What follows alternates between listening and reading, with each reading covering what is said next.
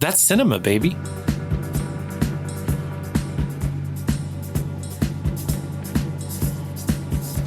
Now, Mr. Wilson, I don't have to take that kind of talk from anyone. That's right, you don't.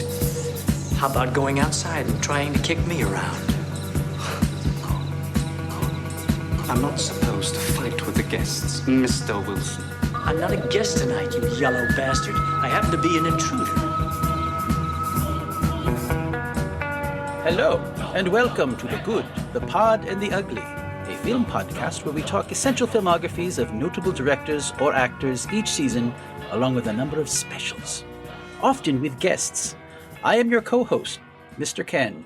And I'm your other co-host, Thomas. You may know us from our other podcast, MK Ultraman, where we invite friends over for games and fun, secretly dose them with LSD, then have them watch an episode of the original Ultraman in Japanese with no subtitles, and then have them explain what is happening.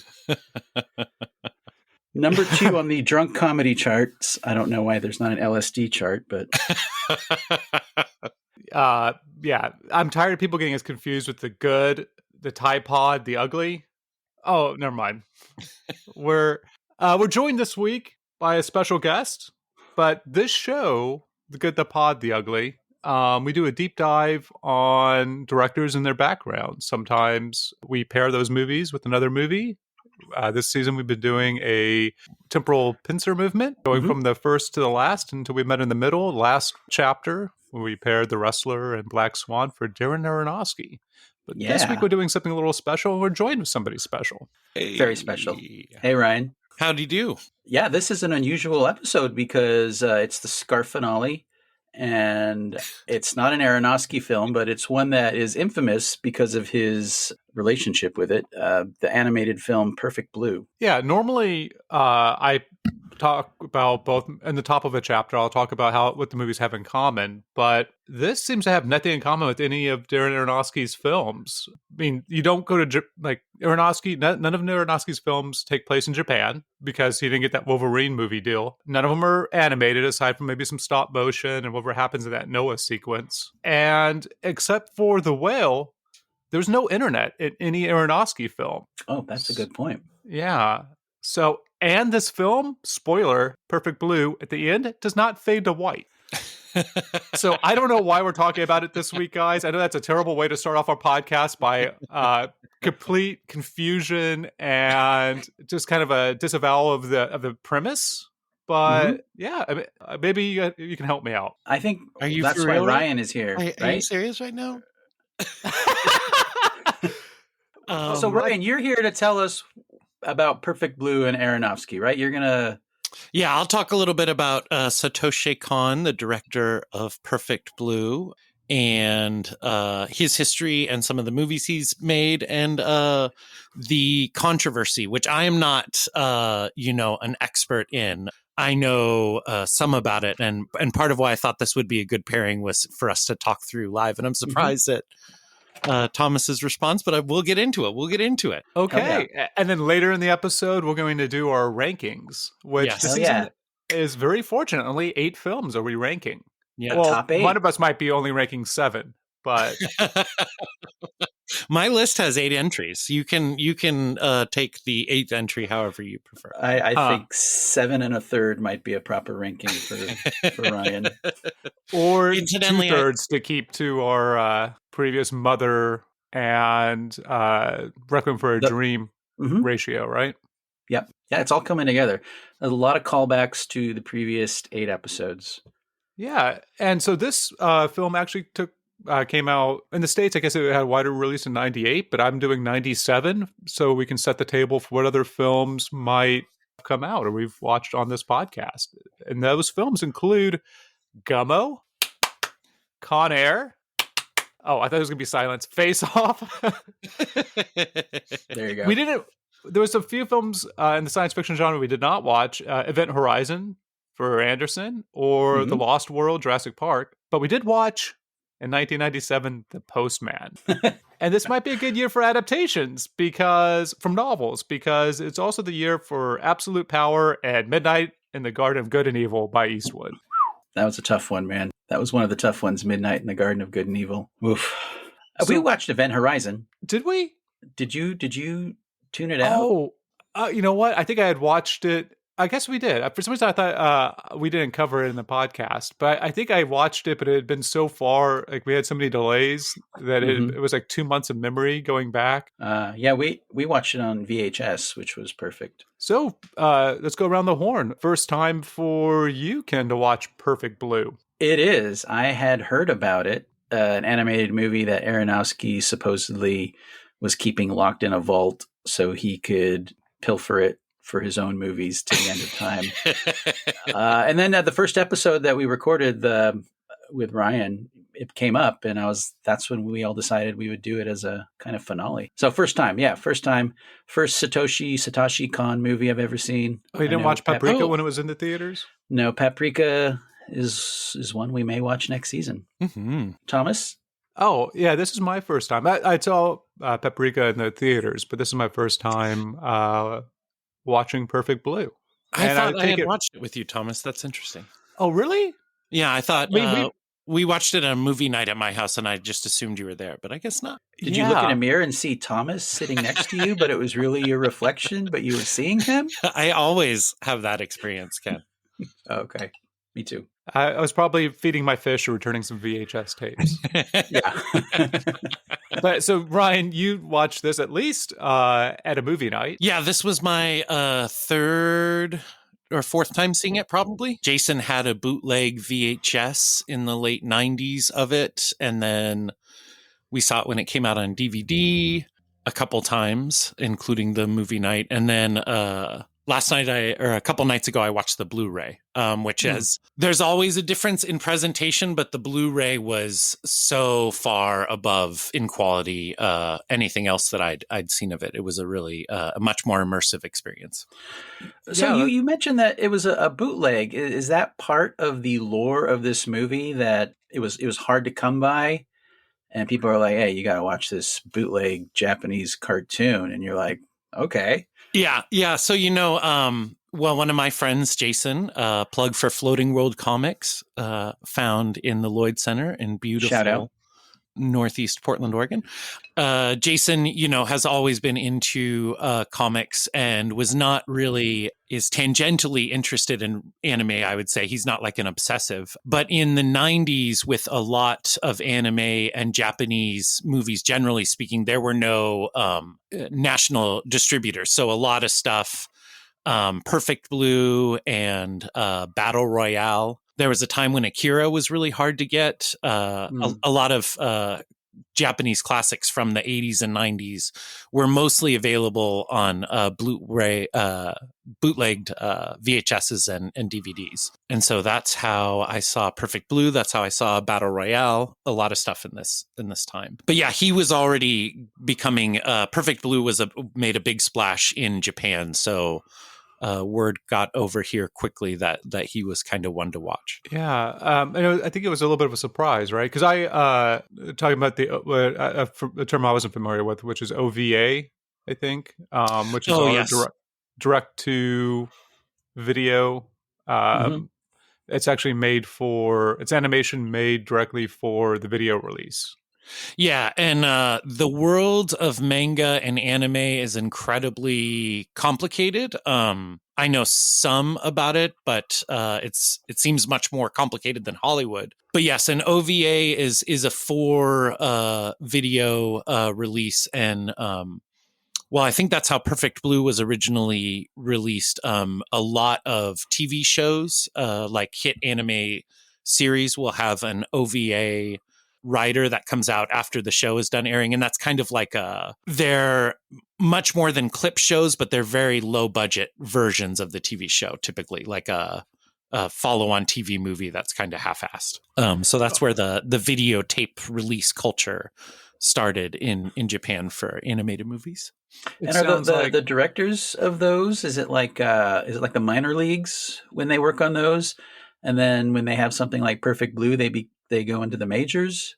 Obviously, Perfect Blue's budget is a lot lower than I was expecting. Yeah. So Satoshi Kon followed a pretty typical career for a lot of the anime guys who have kind of broken through into at least cult, if not mainstream culture in the US. So he had a degree in graphic design. He got hired by the director of Akira. Let me see if I can say his name. Katsuhiro Otama. So he helped the director of Akira with some of his projects after that. And then he got to run a great anime show for a couple seasons called JoJo's Bizarre Adventure. And that is like a... oh, I know this one. You're watching the movie Bird, and you're eating pizza and JoJo's, and then your son just vomits everywhere. That could is be that a call? From, I think it's a callback. I think it's a callback, right? That happened. That's a deep one. That's a very deep one. Yeah. Well done. That could be a scene from JoJo's Bizarre Adventure. It is very bizarre. It's about essentially a good man, your typical hero protagonist and your typical hero antagonist fighting throughout time and space. But the art is like a distorted parody of masculine culture. So the guys are like He-Man ×2. And they all are very effeminate and much more in love with each other than they are with any of the female characters. And it's an early comment on toxic masculinity. And it's also very funny and weird. Anyway, based on the success of that, he got to make Perfect Blue, and then that was a big hit, and he followed it up with Millennium Actress and Tokyo Godfathers. Paprika was the next movie to really kind of break in America. And right before Paprika, he did Paranoia Agent, which is I recently saw, and Paranoia Agent, a short run TV series, I thought it came out in like 2016. It feels very much in line with Twin Peaks season 3 and some of the stuff that Refn is doing, a lot of the surrealist stuff that's going on. So, but that's actually from 2004. So he's very much ahead of his time, I think. Did you just parallel David Lynch and Refn? Yeah, I think Refn and Lynch are on the same wave. Refn is riding Lynch's coattails right now, but I'm not mad at it. You know, the difference between them is David Lynch, I would let babysit my kids, and Refn, I wouldn't want him within a mile. Yes, Refn shouldn't really be allowed in the country, I don't think. Yeah, so because it's an OVA, I guess there were a few different parts to that. Listening to the commentary, I don't know if you got on the shout out to the Shout Factory Blu-ray, because it has some weird shit in it, including like what feels like a driving instructor video in the way that it's shot and produced, but it's a professor interviewing Kon about Perfect Blue. And if you haven't got a chance to watch it, Ryan, and you still have the Blu-ray, I would recommend it, because the production value is so low and it's so great. That's where you get the pointer stick with the finger on the end of it. Anyhow, that looked incredible. And they introduce every part of the series. It's very strange. They all wave at the end, stand in front of the camera and wave. It's very strange. Classroom scene. They got videotaped and made it onto the Blu-ray. But that Blu-ray, my first encounter with the movie, unless I watched it with you earlier, is not rated, is my understanding. But earlier versions might have been a rated R, and one of the reasons it was not rated was because it's an OVA. That they're looking to, like, I think it has a little bit more seediness to the market. Like, it to be a little bit more extreme for the OVA market. So before we continue, we should say trigger warning: Perfect Blue does contain scenes of rape. Animated simulated rape, but still so traumatic. Yeah, they were going, like, they offered a G rating somehow to the film if they would cut out the rape scene. Oh, really? Yeah, and there was also like the number of what about the violence that he does. He has this whole discussion about how many thrusts you're allowed to show on screen. Mm-hmm. And he keeps like freeze framing or pausing the VHS. It might be a laser disc on like the most inopportune times for the professor. She starts to blush a lot. Yeah, watch the film. Pretty good film. Watch the extras. They're great. But no, it was Is it on YouTube? Can I go watch it after I'm on YouTube when we're done recording? Because now you've got me. You've got my interest peaked. I think this is looking on your shelf, Ken. What? It's there right now? No, I think it. Oh my God, where'd it come from? Well, for me, it came from the Multnomah County Library. Shout out. Yeah, how did you watch it, Ken? We went to the Internet Movie Database and watched it for free because I wasn't going to pay Bezos another cent of my hard-earned money. Yeah. Fuck you, Bezos. How did it look and sound? Fine. Oh, okay. Was it dubbed or was it subtitled? It was subtitled. Okay. I would have rented it if it had been dubbed. Because, yeah, so anybody listening, you can go to the Internet Database and watch it for free. You can also rent it from beautiful Movie Madness in Southeast Portland. Yep. If you live in Berlin, Germany, you can fly a plane out and go to beautiful Movie Madness. I would.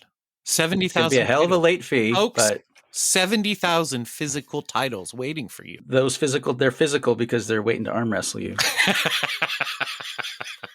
How did you like the movie, Ken? Perfect Blue. What did you think? Well, I mean, I'm of two minds of it because I was really watching it through the prism of the Aronofsky and I'd heard stuff about it, much like Paprika and Inception. So I was waiting for like, holy shit, this is going to be like, I'm going to feel bad of all the good things I said about these Aronofskys. Yes. And then when I watched it, I was like, not really. Yeah. I liked a lot of the tone of the not knowing what was real and what wasn't. And then the switching from something that seems traumatic and it turns out to be a scene they're shooting from her TV show. Mm-hmm. I liked the fact that I didn't know what was going on. The third act and the reveal is terrible. Yeah. And you could really see the budget restraints that it was like a direct-to-video film in a lot of scenes. But I enjoyed it. It's like what, 88 minutes long? Yeah. Yeah. It's I was entertained. Very tight. But as far as this Aronofsky stuff, I'm with Thomas. I see a few things maybe that's like, hey, that's a good idea. We could run with that and make something completely different with Black Swan. I don't see any ripping off though. Yeah, I perhaps when I initially mentioned it, I oversold my opinion. I hadn't seen Perfect Blue in a long time, so I was interested in digging around in it. But it's not. I mean, I think there are homages throughout Aronofsky's work to Kon and particularly this film, but it's not to the level of plagiarism by any means. I think they work in very similar themes and styles. I mean, there's also a creepy little guy that lives in France that Aronofsky's borrowed from a lot more. That's Roman Polanski. Good point. I think there's a lot more Polanski in Black Swan than there is Perfect Blue. 100%. Yes. I don't think, one of the reasons why I thought this would be interesting to talk about is because I didn't know how tight the connections would be, but I do know that anime fans, are crazy sometimes. So the Perfect Blue, the blue ballers, as I like to call them, the truthers, man, they fucking hate Aronofsky. Yeah. To hear them tell it, Aronofsky has been mining this film for everything he's done. I mean, I was expecting everybody to be wearing scarves in this movie. Not one scarf. There's not one scarf. Come on, man. Oh, that's good. Yeah, I agree with what you said. I mean, and I think, Thomas, you saw in the commentary there is a direct visual homage to Perfect Blue in Requiem for a Dream. And then you can go onto YouTube and see like shot by shot comparisons of Black Swan and Perfect Blue. And there are definitely scenes that unfold in the same way as far as Natalie Portman being haunted by the Black Swan. But that type of story beat is pretty standard. I mean, Perfect Blue is not the first movie to play with doubles. And the way it's like both movies are about doubles, and I think Aronofsky looked at Perfect Blue and lifted some concepts for how to play with the doubles in Black Swan, but the same way that, like, David Lynch looks at Sunset Boulevard and steals from that all the time. It's not the idea that it's any sort of radical departure from just normal creativity is greatly exaggerated. I think there might be two motivations there. One, just for the film nerds to be able to say, well, actually, when it comes to Aronofsky's influence, and to say that Kon was ripped off. But the second part of that, it might be, I think Kon was a little hurt by seeing Requiem and seeing a physical depiction, or a real life scenario that took from his film, because my understanding is that he originally wanted to shoot a live action version of this script, and in addition to that, the script and the movie is very different than the book. Perfect Blue, Complete Metamorphosis. It's like pretty wildly different. And that it keeps like a backbone or a trace of the original book, but really all the stuff that I think we probably like about the movie is not in the book. Yeah, they actually did a live action adaptation of the book in Japan, didn't they? In the early 2000s? I did a little reading. Yeah, I saw that. So. It was not very well received. Yeah. Well, the book is a little bit like Red Dragon, but for a YA audience, but also has like some pretty graphics.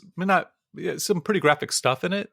Yeah, I finished it before watching the movie. Wow, you read the book? And it's interesting, like to be able to tonally have a dark YA book that has somebody taking skin off of another person to graft onto their body, and one of the things that's not in the movie, she's trying to become more of a pop star. She's not part of a group in the book, and instead she's trying to fight off a rival, a new and upcoming rival, and that rival tries to frame her. It tries to and has a lot of sex, and is very sexual. Uh-huh. And so, like, the photo shoot is a much larger component of the book, because it's done by a little bit more respectfully by a photographer who her manager knows, to release alongside her new album, to try and get her album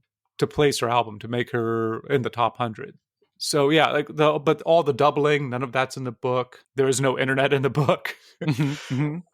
It's a very, I think, having read the book and being it's decent, right? Like a little bit of a shrug, and then watching the movie just elevates the material and incorporates like the plot of the serial killer type person who takes skin off of other young ladies to practice in the movie that she's shooting. So yeah, there's just like a lot of smart decisions. And so I think that maybe Kon had so much invested in this that anything that didn't acknowledge that might have offended him.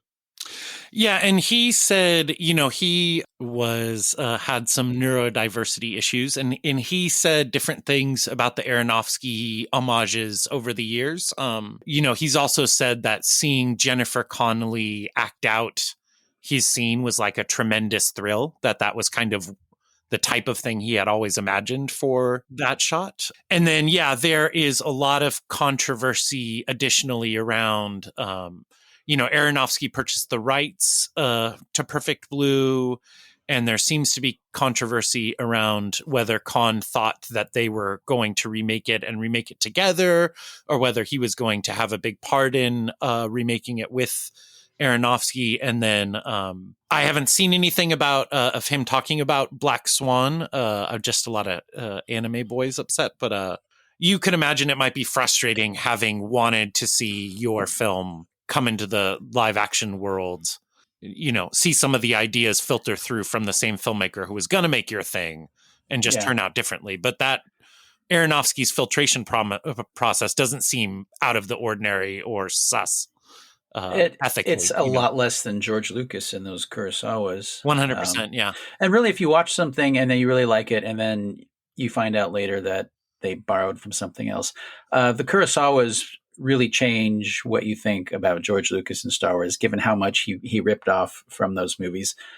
And that's what I was expecting here. Yeah. I guess I just didn't get it. Do we want to do a synopsis since we've been talking around a bit? Well, of if you have one, let's hear it. Wait. Let me get my timer going. It's the Scarfinale. So I have a 60-second plus 60-second synopsis. Whoa, so it's a little longer than usual. Apologies in advance. My timer's been running since last time we did this. Let me go ahead and stop that and reset it. Okay. Whenever you're ready. Go for it. Cham, a trio of pop idols, scantily clad, sexy young singing girls. The lead singer, Mima, at the urging of her team, managers, agents, it's a man, Chekhov's chubby woman with different ideas on Mima's career path, decides to leave the world of being a pop idol to become an actress, a decision she sticks to because, as she says 100 times, it's a choice I made myself. But unlike a Jennifer Lopez or a Justin Timberlake, who can both sing badly and act badly at the same time, she cannot go back to singing for some reason. But she has a lazy-eyed stalker with bad teeth, and there is a spooky website called Mima's Room with an accurate daily diary. Is someone watching her? What if acting, because in acting you're becoming someone else, right? What if that messed you up? What if in the line of who you are began to blur and you began to see stalkers and began confusing you, the singer you left behind, and the role you are now playing? Then the writer and the director of Double Bind, TV series that Mima is a part of, gets stabbed to death by a mysterious killer who may be Mima herself. The murders happen after a rape scene is shot for the show, with Mima being victimized, and then she may get hit by a truck, or vice versa. If the killer isn't Mima going crazy, who can it be? Is she losing her mind? Are jeans really a proper subject for a hit song? No, they are not. That's not what Bowie's Jean Genie was about. Finally, as everyone gets stabbed in the eye, we find out who's been killing them. You know what all fat women really want is to be a jittery, scared, whiny, skinny bitch. You got it. The chubby agent manager thought she was Mima the singer and then, killed everyone involved in the acting thing. Perfect Blue, directed by Sergio Martino and starring Edwidge Finesse as Mima, along with George Hilton, David Hemmings, with the other members of Cham played by Carol Baker and Eva Partok. Special appearance by Shelley Winters as the fat manager that goes crazy. A Giallo classic whose full title is The Heron's Wings Are Perfect Blue as it crawls upon your nude corpse. End scene. Wow. Shelley Winters would be so great in that role. Good job, Ken.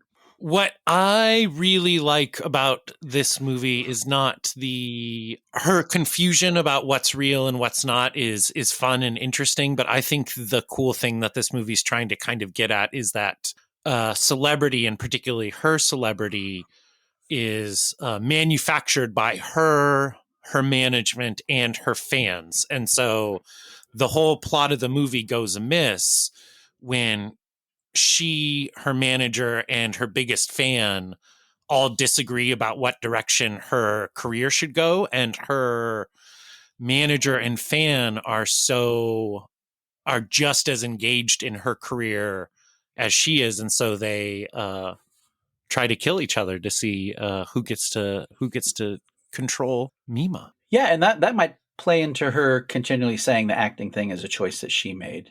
Yeah, It's like her own. It's the agency that she has in the story is as a decision I made. I'm going to do it, and then it causes all these problems. Yeah.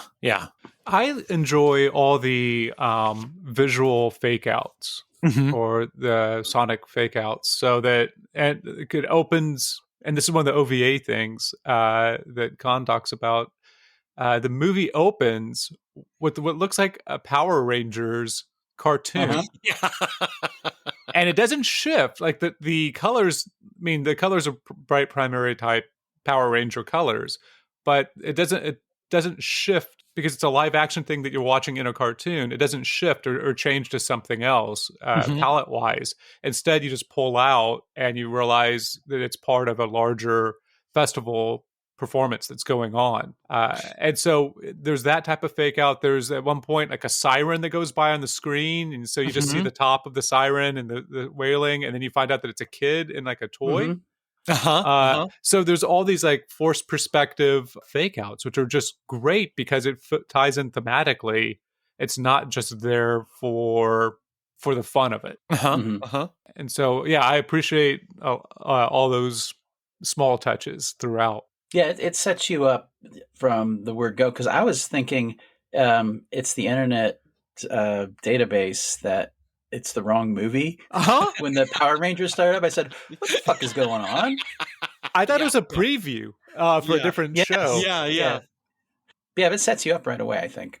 And it's one of the things that I think is so fascinating is that, you know, here we think of pop stars and that kind of culture as being, you know, Taylor Swift and big spectacle. And similarly, TV stars are like huge celebrities and they can't go anywhere. And Japan is such a small place that you can have a chart-topping hit and just be, I guess they're not chart toppers, but you can be a competitive pop group and be playing a fair in the afternoon right after, you know, the Mighty Morphin Power Rangers come out and do a fake stunt show. And it's just much smaller ball celebrity than we have here. And yet they have all the same trappings of fame and stuff.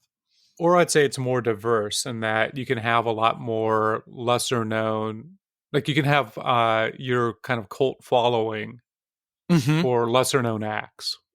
Yeah. Which is, I didn't really like the depiction of the stalker. Oh, yeah. That's very pat. Yeah. How just his physical appearance and how he moves. But having read the book in which the stalker kidnaps the manager character and your protagonist, it was a nice fake out for me because I wasn't expecting, I think we already spoiled this, that the manager has been hiring the stalker. Yeah. And feeding him information. Yeah. And they're both the manager and the stalker, I think, are posting as her online. Yeah. Further. Which is, and I think it helps for me because while we still don't know, and we can talk about the ending here in a moment, exactly who's responsible for what, it is interesting that because she's allowed in, the manager's allowed into the apartment, they're able to get all the information that you do. Right. Yeah, I think it is a flawed film for a number of the reasons that you guys talked about. But I think it's interesting as far as the dissection of celebrity identity and how these different people are invested in celebrity and the creation of celebrity and what it means. Who's really in control of a celebrity's life and identity and career? I guess we should talk about the attempted and the simulated rape scenes. I found both of them a bit distasteful.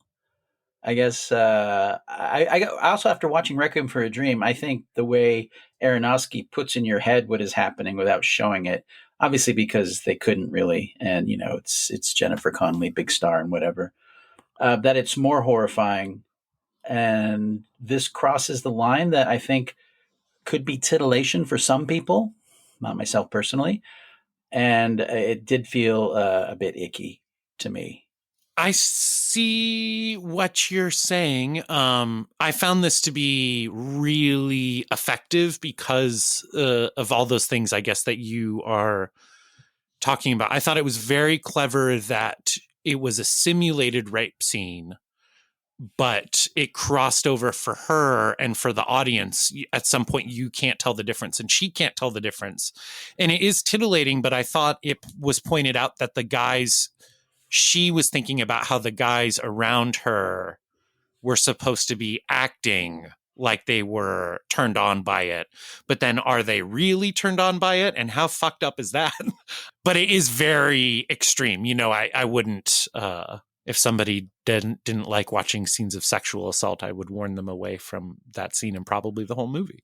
Kon himself has said that the scene was a little too graphic, and if he had a chance, he would do it differently. Oh, really? Yeah. Interesting. But he probably, I mean, that doesn't mean that he wouldn't say different things at different times. But during the special features during that interview with the professor, that's one of the things that he said is that because it's for the OVA market, Yeah. it needed to be a little bit more extreme. That And makes sense. if he had a chance, he would do it differently. I do think that it's very clever if it is tantalizing for somebody, or like arousing for somebody, to be able to have that wall break multiple times during the scene, to have like the actor say like, I'm sorry, like the actor who's simulating the rape is apologizing to our protagonist for having, like, doing his job in a way, Yeah. right? Yeah. Like, it's not that he's doing anything uncouth or untoward or unexpected. So it's interesting that you put a rape scene in your movie, which is treated like a rape scene, but you break it apart at the same time to say something about rape scenes in movies. Yeah. Perhaps unlike Strange Days, which we talked about on our Strange Days episode. Yeah. That one, I was thinking about both of those scenes, Thomas. And for me, Strange Days, because it is such a jarring scene in such a tawdry movie, it's like if that were in a Jonathan Glazer movie, then it would make more sense to me. But it's so, and this definitely rides the line, but because it is commenting on how films use sexual assault and also what it's like to make one of those scenes, for me, it's not as distasteful as the Strange Days one, personally. Yeah, I think if this was live action, it might be more effective. Mm-hmm. I think having it be animation, there's a distancing which could make it seem puerile, like seem more sexual than what than maybe Khan had intended. Yeah. Oh yeah, it goes on a bit too long after the point is made. Yeah, it's really interesting when they cut and they're setting up the next shot, and then the guy says he's sorry, and then they could have gone from there, and it would have been fine. But it goes on for a couple more minutes. Yeah. And that is, Thomas, you had a great point about the OVA market. I mean, so, the type of shop that sells OVAs also sells your hentai, getting into anime porn and then real porn. And so he would definitely have been incentivized to ride that line, and to know as an artist that you're kind of forced into that situation, and then to dissect it.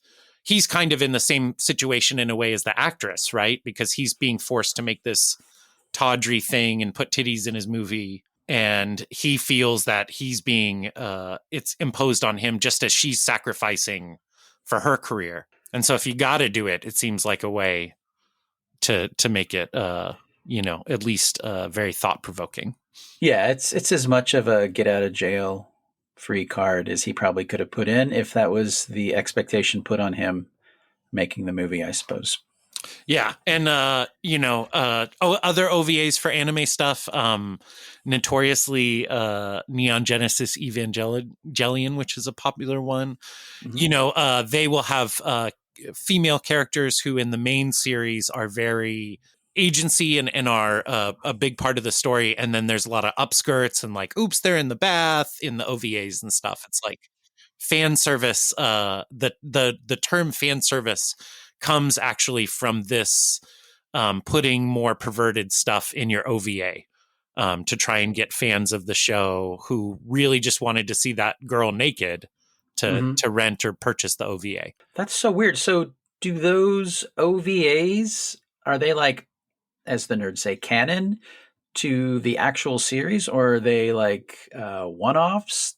How does that work? It varies a lot because OVAs became such a standard.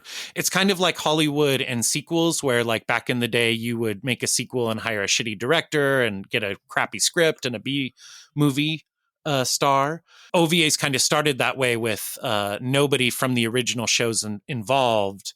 And then creators saw like, hey, if you guys are going to put this stuff out anyways, like, let me do it.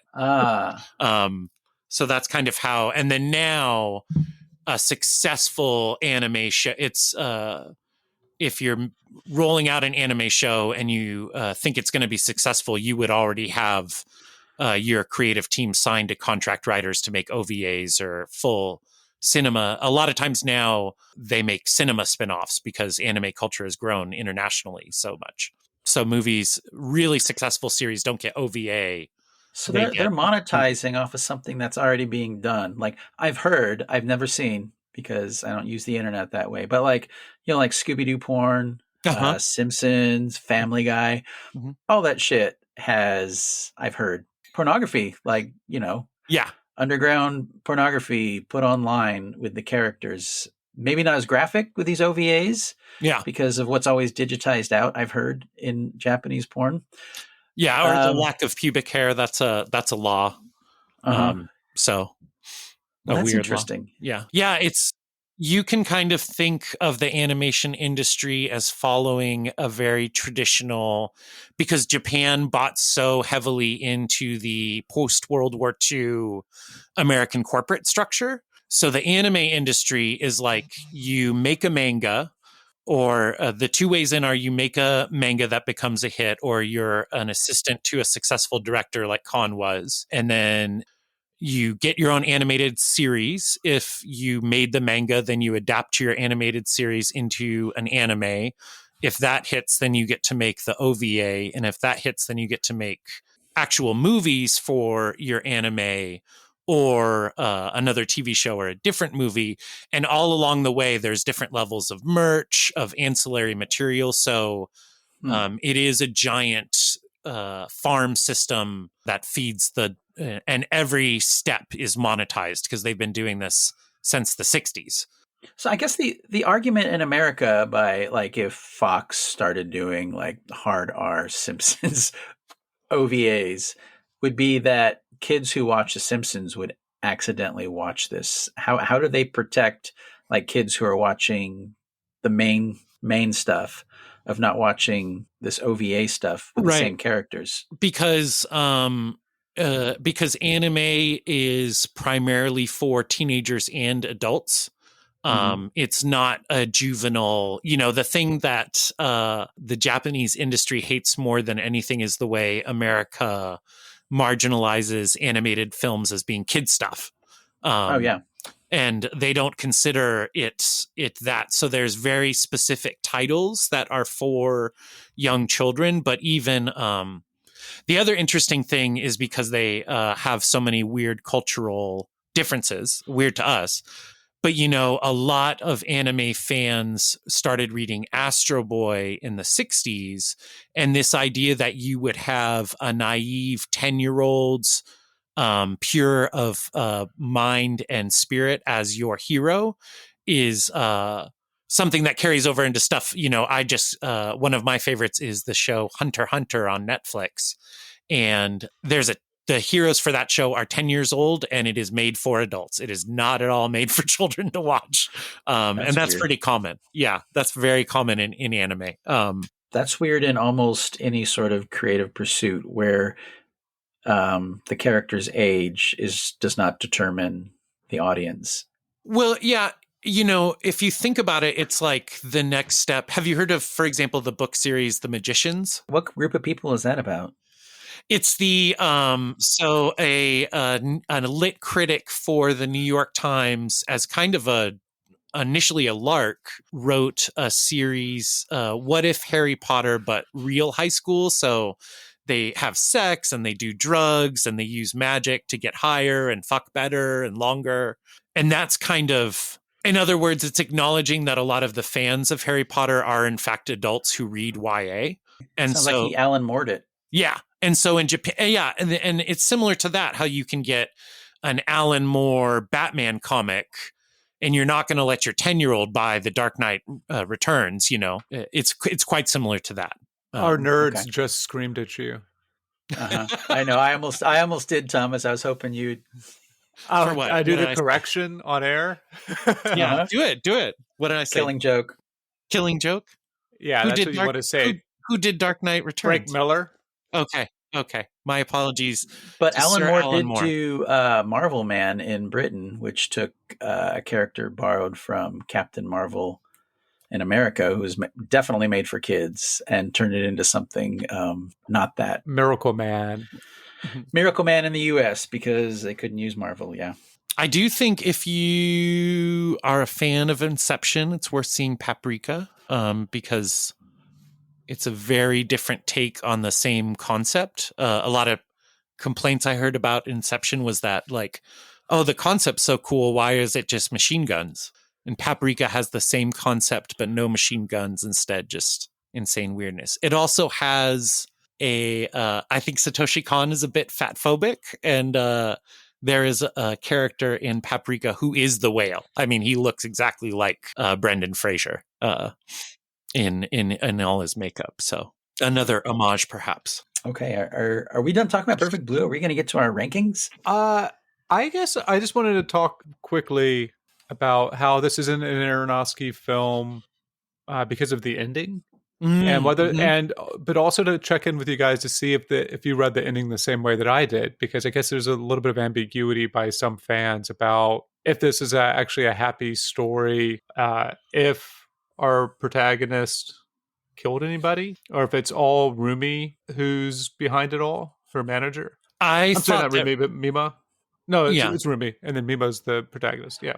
Yeah. Well, the ending, spoiler, she gets into her car after visiting Shelley Winters at the crazy asylum. And then her reflection in the rear view is like the singer version of her, is how I read it, which reminded me of Taxi Driver. Nobody ever says, hey, you ripped off Taxi Driver for the rear view at the end. No one got him on about that. Come on, man. I felt that she had... Yeah, I did not read it as her being responsible for the killings. Yeah. But I think that persona that Shelley Winters had taken was now somehow awakened in her. And she had a dissociative personality disorder now. Oh, interesting. I thought it was the opposite, that she had incorporated this pop star person into her larger personality. And that's kind of how you could see it as a happy ending. I wouldn't necessarily call it that, but yeah, I thought Rumi was and the stalker are supposed to have done all of the violence. And I think Mima is as happy as a actress can be, as a celebrity can be at the end. I took it, watching it Ryan's way, that her two selves had merged.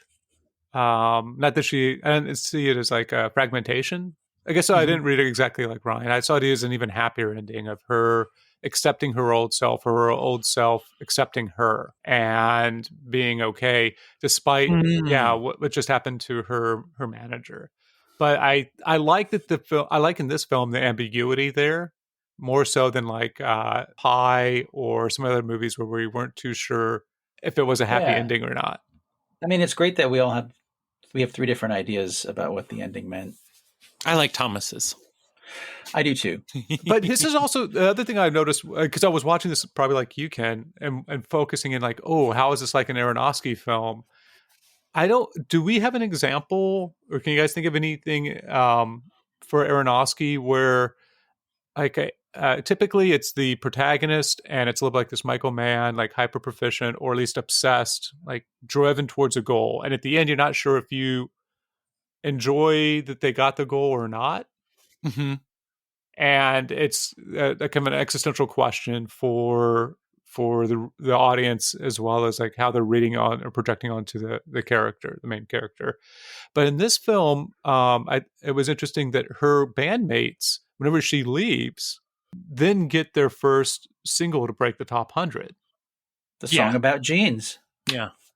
And so it's interesting that she doesn't seem to resent Cham exactly, but it is it's a slight complication for her on whether or not, like, if she it gives her a chance, maybe she should go back, or that somebody else's success can, like, people operate in the universe outside of the protagonist's willpower, or outside the protagonist's people. I guess people have other lives.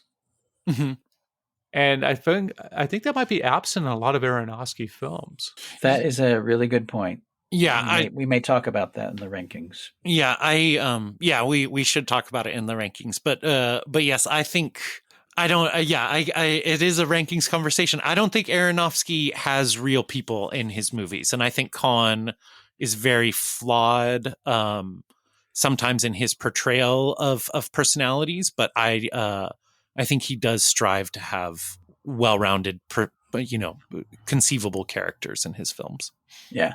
Human feeling characters. Yeah. All right. Do you want to take a quick break? We're not going to do a separate recording. Yes. But I I'll do keep need to it use running. the bathroom. Okay. Yeah. Okay. Thanks, guys.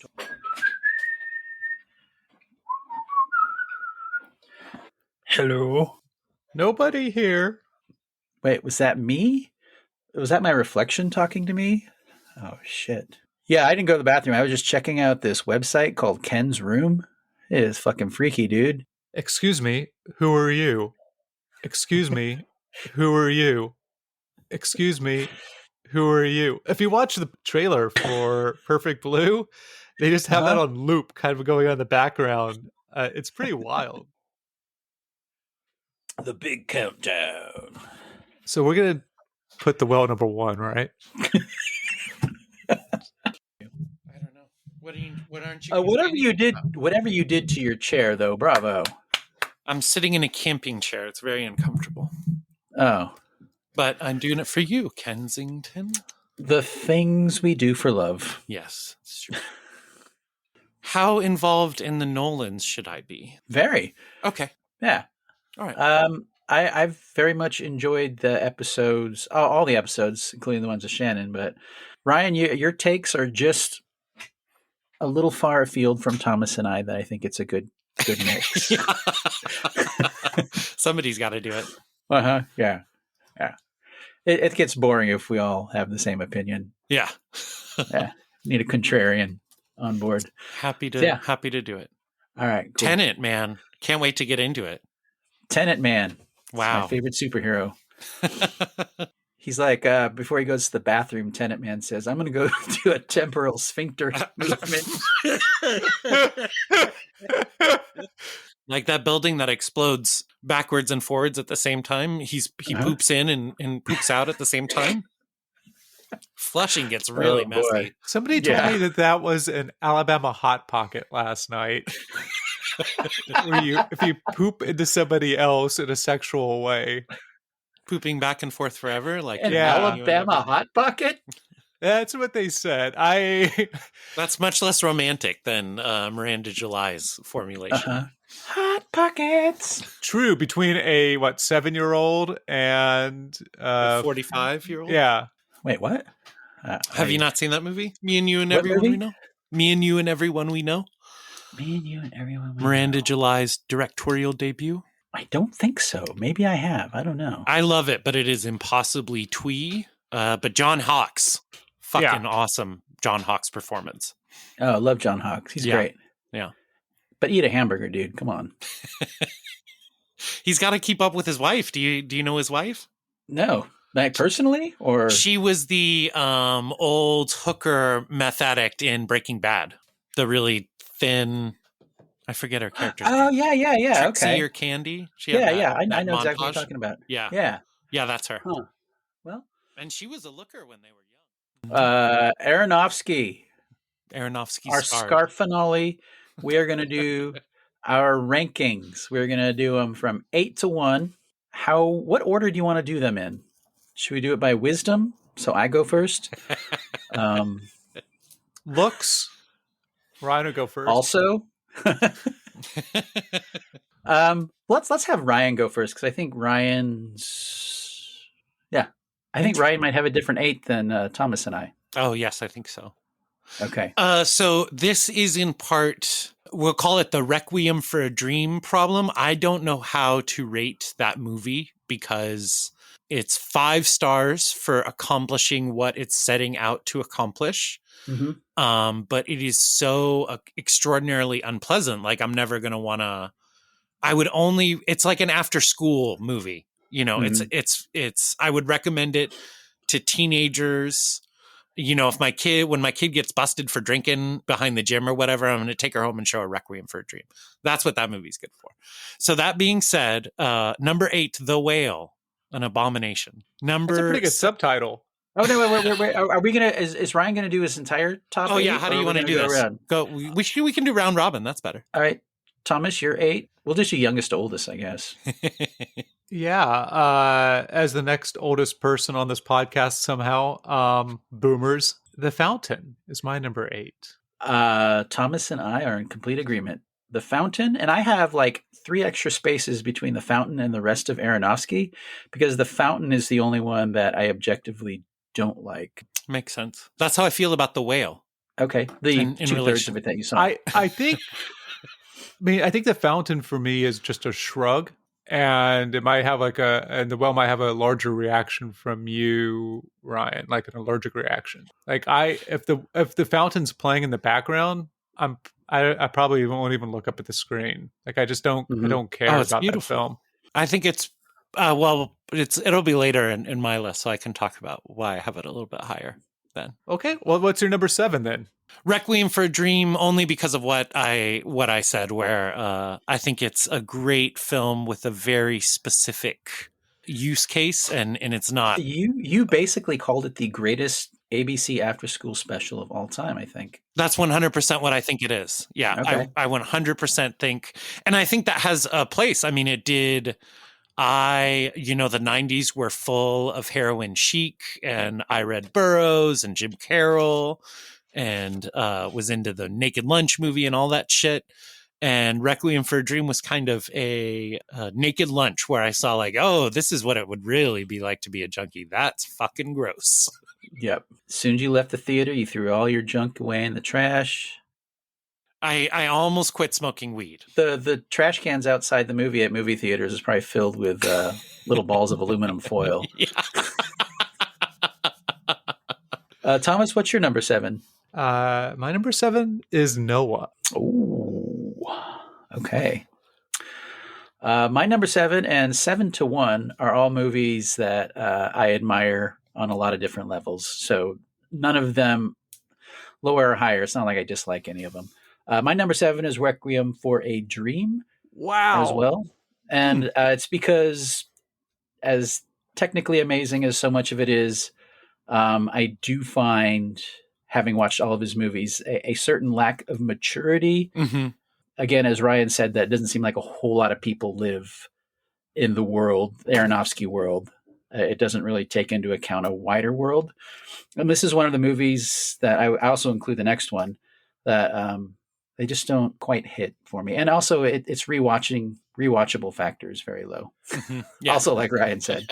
Well, I would say for me, I think all of his films have a low rewatchability factor. Oh, interesting. There are a couple that I think, maybe, but anyway, we're number 6 already. Ryan? Yes. Building off what you said, Ken, 1 through 6 for me are all, I would say good movies. And then it's just different shades of what I prefer. So number 6 for me is The Wrestler. There is much to admire, particularly in the cinematography in The Wrestler, but this is the film, along with The Whale, where I feel the characters feel most stilted. They don't feel, the economics don't make sense. A lot of the movie just doesn't feel very real to me, and I think that's at least what it seems like he's trying to accomplish, but it is technically great. The wrestling scenes are amazing. The end is amazing. It's got a lot of good stuff. Yeah. Thomas? Yeah, I guess as we separate these out from the full 8, I would say my top 6, I would not feel embarrassed to recommend to another human. Mm-hmm. Mm-hmm. I bet Noah's great for dogs. Whoa. How did you do that? I have my Holy little shit. dog trained. So whenever I say Noah, he starts to bark. So what's your number 6? My number 6 is Black Swan. Okay. Wow. Okay. Enough said. Yeah, I think whenever we talk, somebody else starts to talk about Black Swan, maybe I can jump in for why it's my number 6. I think it's almost transposable with my 5 and 4. Mm-hmm. So I think we might have a middle section of our rankings that are very similar. Okay. My number 6, for almost the exact same reason as Ryan, is also The Wrestler. Technically, so much of it is amazing. The way he shot it, the immediacy of the verite documentary style. Yeah, it just feels disjointed from the real world, and it gets to the point where I start asking questions, and I shouldn't be asking questions. I should just be in the movie. Like, how is he paying for that big scar on his chest? It's pretty expensive, man. But so much of it is so good, and the Jort wrestling scene in the middle of the movie, I think that will live rent free in my head as being something I never want to see again, but also admire from a technical standpoint. Oh, I love it. I love it. Yeah. I'd watch it right now. Number 5, Ryan? Number 5 for me is The Fountain. Some of the reasons why I rank it a bit higher than you guys, even though it is, a failed version of whatever he was initially trying to do. There wasn't much in the culture at this time that engaged in both psychedelic concepts and philosophy. And I'm really into that stuff. And so I liked that this movie was trying to talk about these things, even if it doesn't succeed very much. Rachel Weisz is amazing looking and a great actress. And so even the boring parts, still looking at Rachel Weisz, not a loss. And then along with the first thing I said, it wasn't until Everything Everywhere All at Once came out that I saw another movie that exactly nailed something that I believe as a fundamental belief about the world, and the pantheism that's expressed in The Fountain, that the universe and God are the same thing, and we're all kind of part of God, and because we're part of the universe.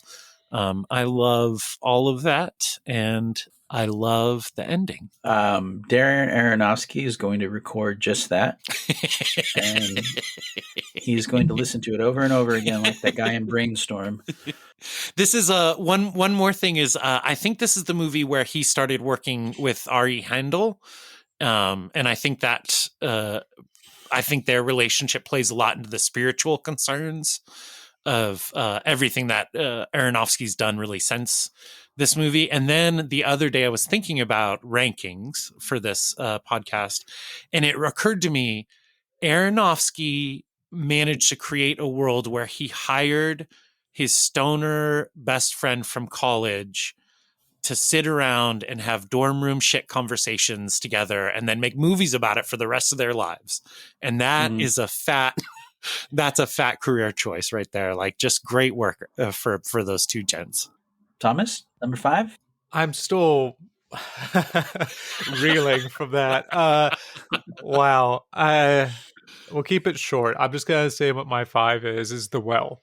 Okay. And I will say that I think from 5 to 1, all of these movies, as depressing as they get, I do sense a sense of glee from the man making them behind the camera, of just enjoying putting people through whatever he puts them through. And my number 5 is Mother, which, it's a great fever dream of a movie that kind of falls apart once you start picking at it. But experientially, I don't know. It's a lot of fun. Mm-hmm. So we're in the back half now. Top 4. Woo. Ryan, number 4? My number 4 is Noah. I think that the Polanski comparisons are very interesting, Ken. I don't know what Aronofsky thinks of himself. I think he thinks he's Kubrick, but I receive his films more like Polanski or De Palma. Very schlocky. Noah is really getting where he's really feeling himself. I look forward to the next $100 million Aronofsky biblical epic. Same. Thomas? Number 4 for me is The Rustler. And I think for me, similar to what other people, what you all have said, there's something about the verite style, the wrestling with the barbed wire and the staples and the rest of it. And what we didn't mention is just that scene when he's signing posters and VHS tapes and DVDs, and he looks around and there's a guy with a colonoscopy bag and people who've just they've put their bodies on the line for their fans, and there's not much left afterwards, just the mill of that churns them out and leaves them behind. And I think for the ending, that kind of Aronofsky ending of them getting what they want and potentially dying in the process, I think that that's probably the greatest reward of all of those. Interesting. Okay. My number 4 is Pi, Hmm. the great 90s debut films from a generation of my own generation, I guess, Generation X. Yeah. And I love having watched all of his movies, and it's all there in Pi. Everything else we've talked about, all the other movies, he came out of the box with a distinct style, a lot of themes that he would go over again and again. And it was kind of a joy temporal pincering it to see him kind of having matured to the point of The Whale, Mhm. and then going forward from Pi on. Yeah, magnificent debut. All his buddies are there, Libatique, Mansell, the whole gang. Great movie. Hmm. But also not the most rewatchable movie, though. It's not like Pi doesn't have a vibe where it's like, oh man, I just want to watch something and vibe out. Like The Long Goodbye has a vibe, my favorite movie.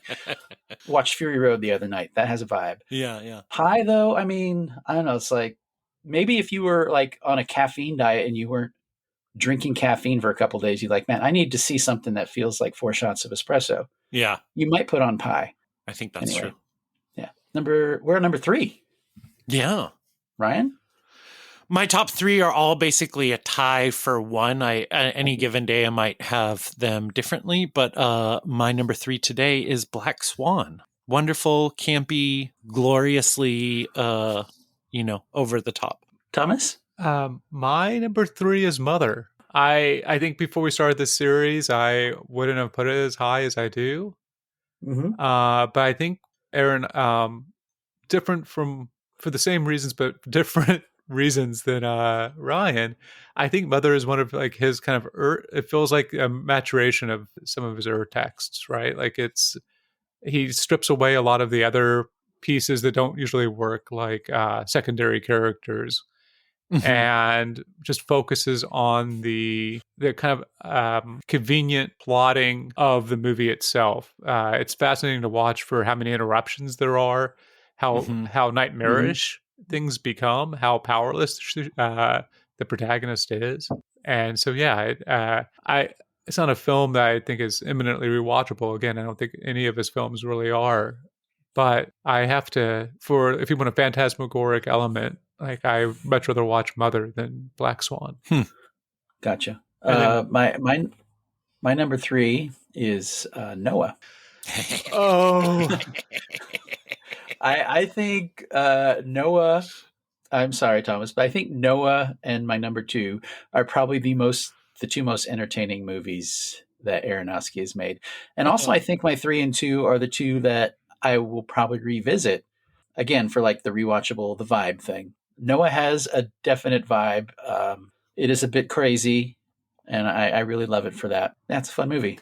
It's weird saying it's a fun movie because it's really depressing in a lot of ways, but it's just so nuts. And I just picture him behind the camera, biting on his scarf so he doesn't laugh out loud and ruin the sound because he's having so much fun, playing with all these toys. And I don't know, on one level, I kind of felt it. Yeah. I'm going to have to consider whether I'm going to accept your apology. That is...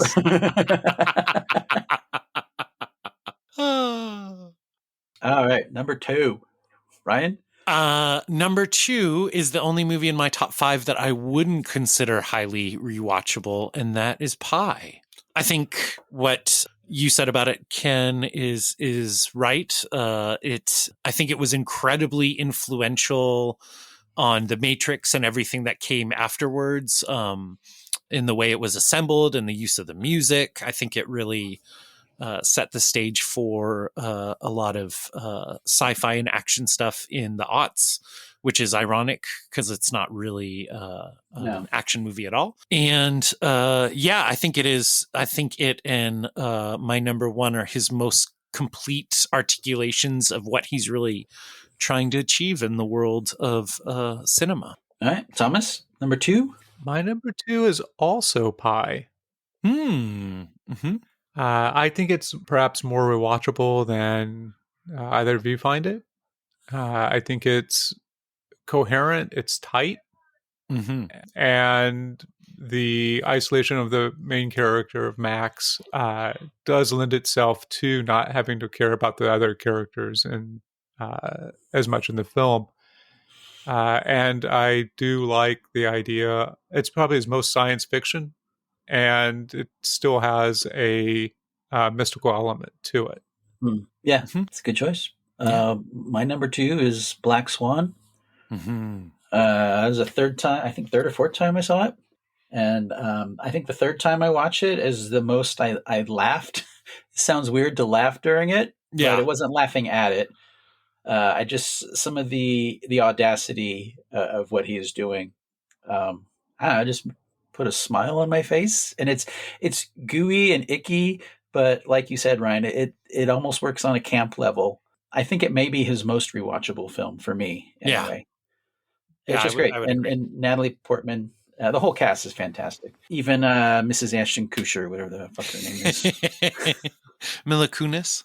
Yes. Yeah, I agree. I'm happy to see the turn, Ken, towards the embrace of the campier elements of Black Swan and Noah. That's the vibe. If you're gonna enjoy Aronofsky regularly, you need to only be engaging on that level. Yeah, the glee that he has, and he's like rubbing his hands together. I'm gonna freak them out when she looks in the mirror. Yeah, or when she pulls that thing like a feather out of her skin. He's like, oh, it's gonna be so good. Yeah. There's a glee in the filmmaking that is really hard for me to resist, just because it sucks me in every time. Yeah. Maybe he thinks he's Oliver Stone, but really he's Jordan Peele. And along those lines, my number 1 film is Mother. Along with Pi, the most, like I said, fully realized version of the insanity that he is trying to smuggle into the rest of his pictures. It's just Aronofsky totally off the chain. I hope he gets, $100 million to do it again. Now that The Whale has gotten him back in Hollywood's good graces. Thomas, do you want to do a countdown 3 to 1, and then we'll both announce our number 1 at the same time? Well, you've already, I know what yours is just by process of elimination, and mine's different. But yeah, we could do that. I could change mine as well. No, go ahead. I thought you guys did have the same number 1. I'm confused. Yeah, what's your number 1, Thomas? No, my number 1 is Requiem. Oh, wow! Where did you have The Whale? It was number 5. Okay. Yeah. And I might talk a little bit against The Well then, just because I find the movie feels very written and convenient, whereas like Requiem, I guess, is very close to what I think of when I think of like what can excel. Like the book itself is quite good, and it does all the things it should for a book by not caring about attribution, just having a strong voice. And Aronofsky was able to take that voice and then make great cinema out of it. And make something that, everybody can watch and say, wow, I never really want to watch that again, but I appreciate it. Which isn't like a Tokyo Shock type movie, right? It's not, people don't say that because it's like, oh, you can't believe the fucked up thing that happens in it. It's like, it's close to like Old Boy in that way, right? Or where it's not it has amazing elements that you haven't quite seen before, maybe on camera, and it's unsettling. Old Boy's probably not a great example, but I think it's kind of self-explanatory. I don't think we would be doing this series or even talking about other Aronofsky films if Requiem didn't hit as hard as it did, and deservedly so. Okay. If his second film was The Fountain, I don't think we would have a series. Yeah, I mean, after going through all these films, and Thomas, you talking about this back half of his career probably wouldn't exist if The Fountain had been a huge success. It really did make me look at the rest of his filmography in a what if kind of way, and kind of appreciative of The Fountain's failure.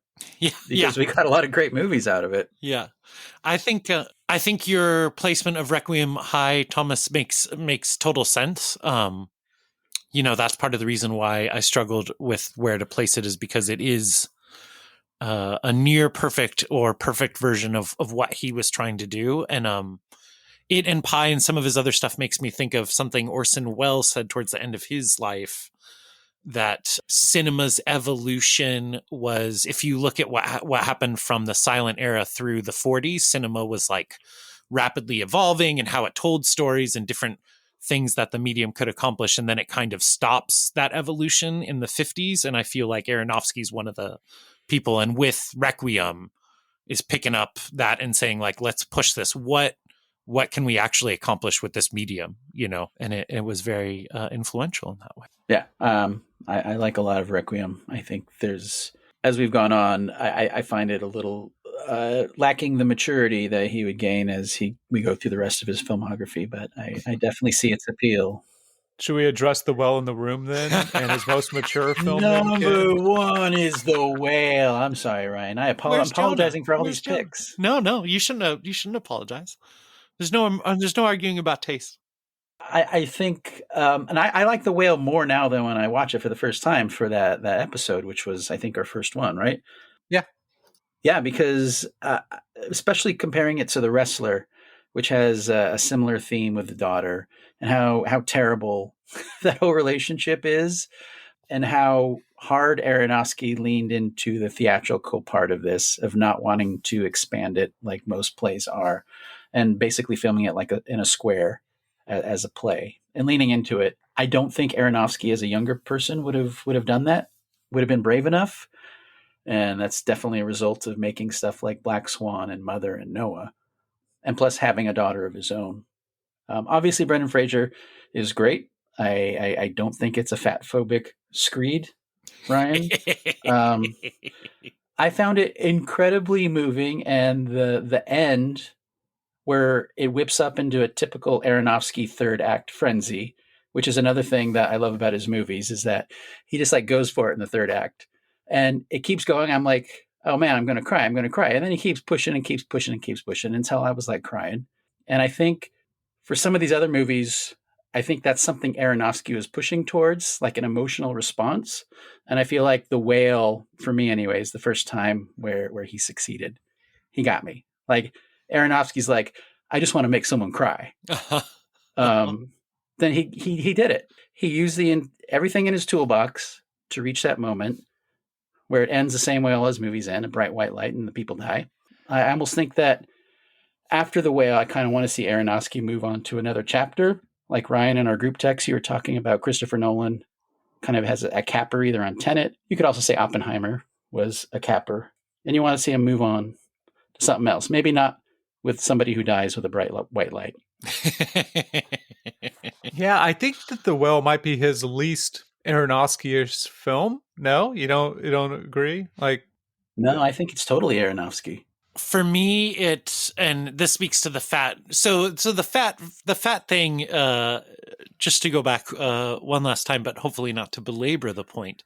In Black Swan, in The Wrestler, in The Whale, the characters' bodies are symbolic of their mental plight, or deeply related to their mental plights, their relationship to the physical world. And that's very reductive in a way that I think we've all kind of acknowledged, but just doing that with fat people about being fat when those people face that every day, all day long already in the world. That's the thing that makes it tough for me to swallow, is every fat person feels as disgusting as Aronofsky shoots Brendan Fraser in that opening shot.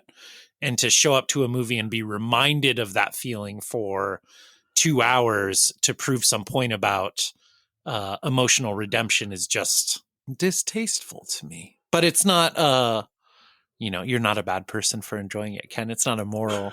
It's because I studied film, I have a lot of ideas about the ethics of creation, but those are separate from the ethics of consumption. Whoa, too brainiac. Take it down. Mute that guy. All right. Muted.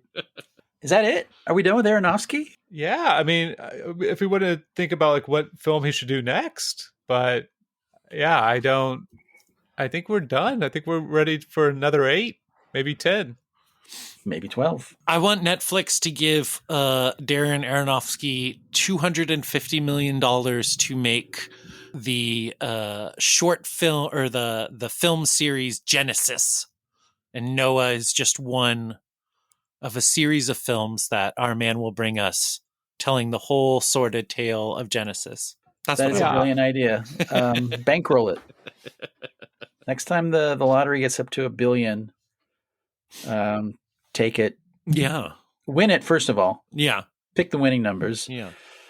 You saw Pi. You know how numbers work. Get the scarf back on, Aronofsky. We're going back to the Bible. You should just plant a vineyard somewhere and then sell your wine and then sell the vineyard whenever it's successful.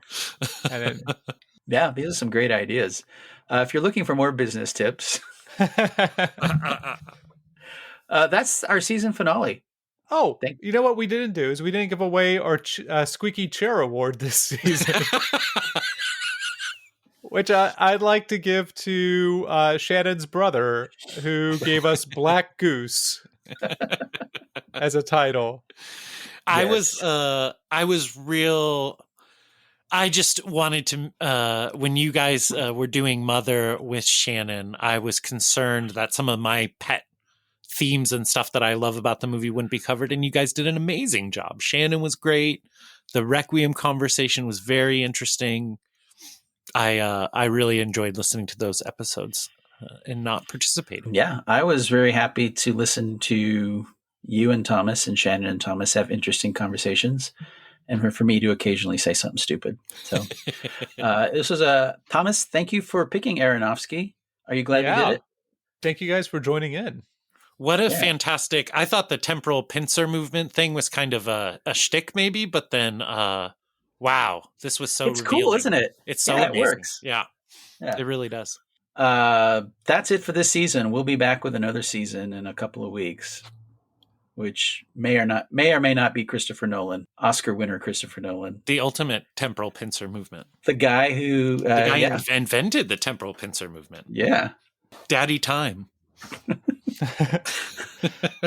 Yeah, I guess in the meantime, you can always follow us on the socials. I'm going to make up things like copycat or say that we're active on GeoCities and Scarfstill, Arizona. There's no real reason for me to make up stuff. You know what they are. Follow us, download the episodes, rank us positively. And if you have a candidate for next season's Squeaky Chair, go ahead and put that in the comments section. Thank you, guys. Thank you. All right. I'm going to go have a temporal sphincter movement now. Oh, my God. Alabama Hot Pocket. Did she turn into a goose? Our nerds just screamed at you. You know what that makes us together? Together, that makes us Flash Gorgeous. Flash Gorgeous. I'm not talking at you. I'm talking to you. Flash Gorgeous. I don't want to hear about you. I want to hear from you. It's 10-4. 10-4, buddies. Destroy. Kill all hippies. I don't hate it. I just don't know why you strayed from the formula. You bastards! You don't know it, Bob. I'm an artist. And I must reflect that in my writing.